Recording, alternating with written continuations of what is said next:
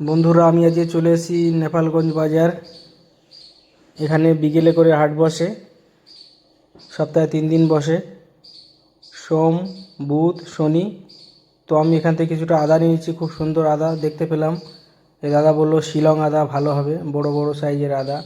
এখান থেকে কিছুটা আমি আদা বেছে নিলাম। এটা একটা ফাঁকা মাঠ।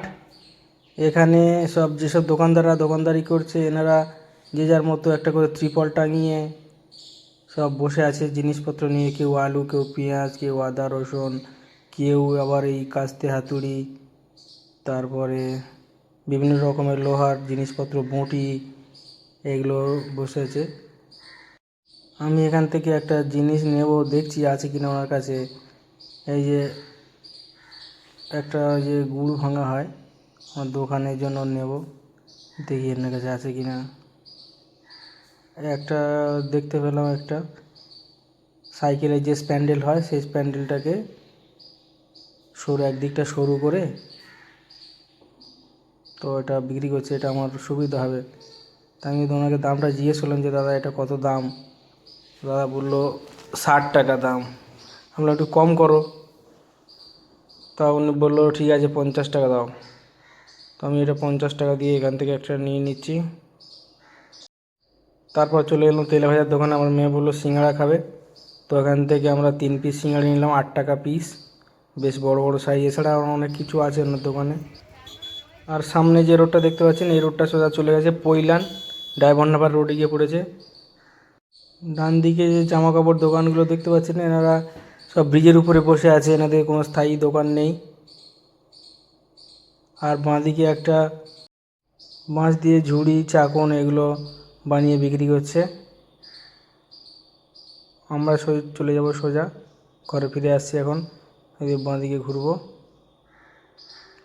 এদিকে বন্ধুরা কত সুন্দর দেখুন, ফাঁকা ফাঁকা, কোনো বাড়ি ঘর অতটা নেই, এখনও হয়নি। নতুন হাট থেকে বেশ কিছুটা যেতে হবে, গেলে নেপালগঞ্জ পড়ে। আমরা এখন চলে আসছি বাড়ির দিকে।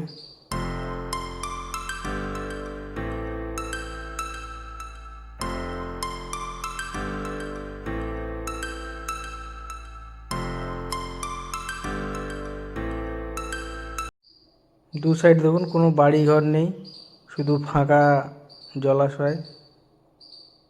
এদিকে রাস্তাগুলো কিন্তু খুব খারাপ, সব পিচ উঠে দেখেন কিরম হয়ে গেছে। আর ডান দিকে দেখুন কচুরি পানা হয়ে আছে কত ভর্তি পুকুরে। আর বাঁ দিকে দেখুন একটা বেশ বড় সাইজের পুকুর, ঝিলও বলা চলে, কেননা এতটা জল নেই, একটু চাটা টাইপের। এর পাড়ে দেখুন কলা গাছ লাগিয়েছে কারা।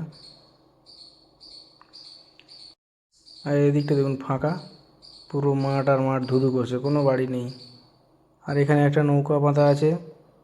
বর্ষার সময় ওনারা এই নৌকা করে মাঠের মাঝখানে কোনো সবজি বা কোনো কিছু তুলতে যায়। আর এখানটা একটা পাশে সাঁকো আছে, আমি এটা দিয়ে পেরোবো, ওপারে যাব, দেখব।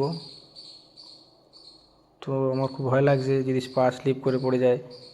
তো আস্তে আস্তে করে আমি পেরিয়ে গেলাম।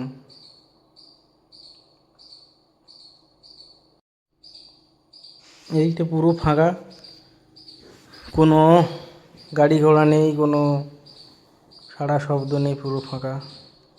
কত সুন্দর দেখুন ভিউটা, দেখুন বিকেলে রোদ পড়েছে কলা গাছের উপরে, পড়তি রোদে কত সুন্দর লাগছে জায়গাগুলো, খুব সুন্দর। ফাঁকা ফাঁকা জায়গায় ঘুরতেও ভালো লাগে, সুন্দর লাগে।